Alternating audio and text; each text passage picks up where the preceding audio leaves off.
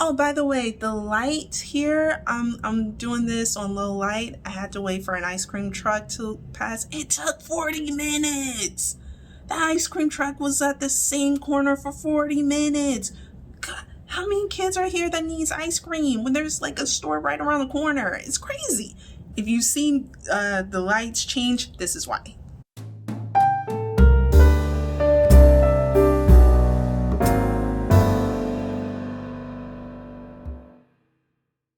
This is Relate to Shan, where awkward Black women and girls come together to learn how to use our quirkiness for prime relationships. And in this video, I'm going to go over what boundaries are and what they are not.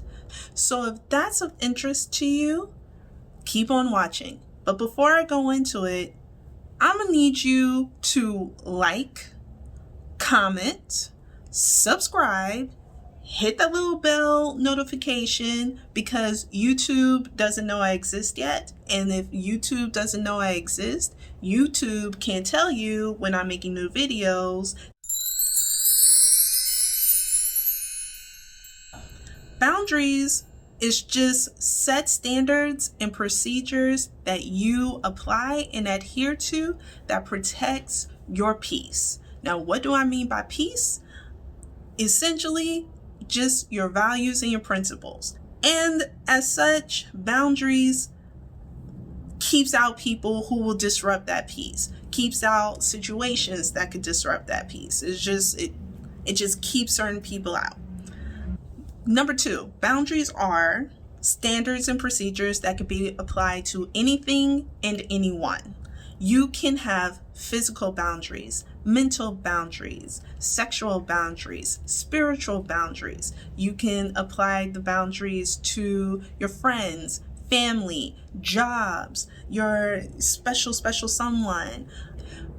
But more than anything, your boundaries are applied to yourself, for yourself, in relation to everything and everyone else. So that's what I mean that boundaries can be applied to anything and anyone. Also, boundaries can establish or change the dynamics of any and every relationship. Why is that? Because boundaries are a set standards and procedures that you yourself apply to and adhere to, right? So when you start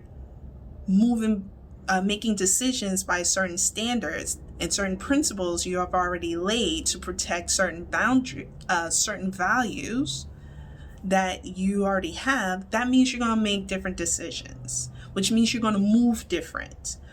And how you move sets the foundation, at least from your side of the relationship. If it's a relationship that was previously established, that's going to change the relationship, because the other person is going to have to adapt to how you're moving in order to remain in that relationship. What boundaries you follow and what boundaries you do not follow really is the main way people are informed about what kind of connections you are trying to make with them in that moment, or even in the relationship as a whole. So boundaries are very important to set when it comes to making and building relationships. Boundaries are not static brick emotional walls. Emotional brick walls keeps everybody out. No one can come in. There are no doors. There are no cheat codes. There's no secret passageways that, people who would support you and would want to be in a relationship with you, they can't get through because there's an emotional brick wall. No one can get through and get to know this side of you. I won't say that there's no point to emotional brick walls, because sometimes we do need to protect the things that matter to us, protect our peace at all costs so we can heal. The problem is you can't build relationships from that perspective. If you have them, do what you got to do to bring them down. You might need a therapist, you might need a support group, you might need to talk to someone, you might need to journal, something. But that emotional brick wall will keep you from relationships.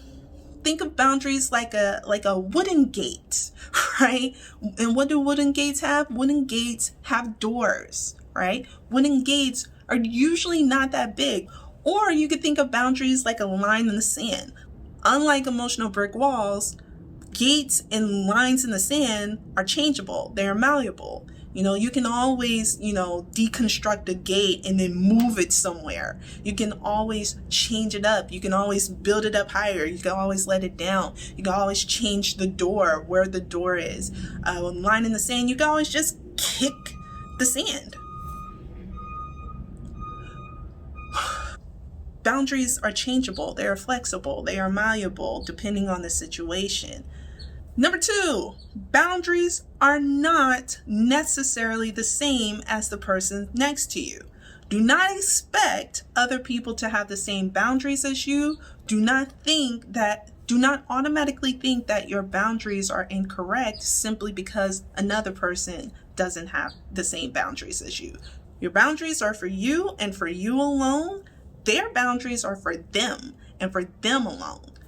Why? Because you have your own values, your own principles, and your own experiences that justify your values and your principles. Now, of course, it's another reason why your boundaries have to be flexible is because as you learn more, as you do more, as you grow and enter different phases in life, your values and principles are going to change. In order to have good, healthy relationships, along with malleable boundaries, the other person's boundaries must be complementary. They don't have to be the same. They just have to be complementary with complementary values and complementary principles. It's all about compromise and finding a middle ground. That's where good, healthy relationships are. Your boundaries are not a way to control other people. When you have healthy boundaries, you understand that other people have their own boundaries as well.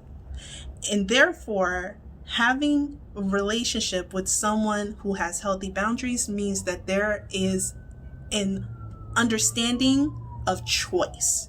You allow other people to also make a choice of whether they're going to accept how you present yourself and how you move, and you accept the other person's choices of how they move in the relationship. So now I should probably give some examples of what good boundaries are and what bad boundaries are. What good boundaries are and what bad boundaries are.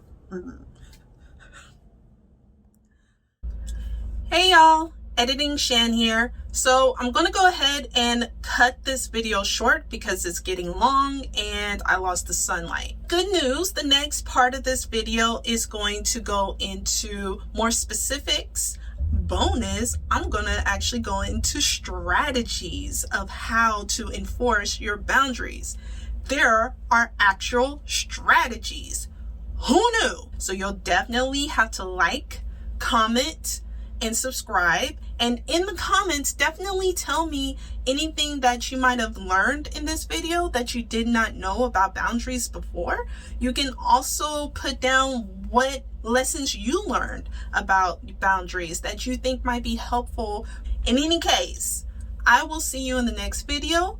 Make sure you hit that notification bell so you know when it comes out. I will also link where you can find me, find my articles, and also my other videos. And what else? Oh, Instagram. You can find me on Instagram. All of that will be down below. Bye.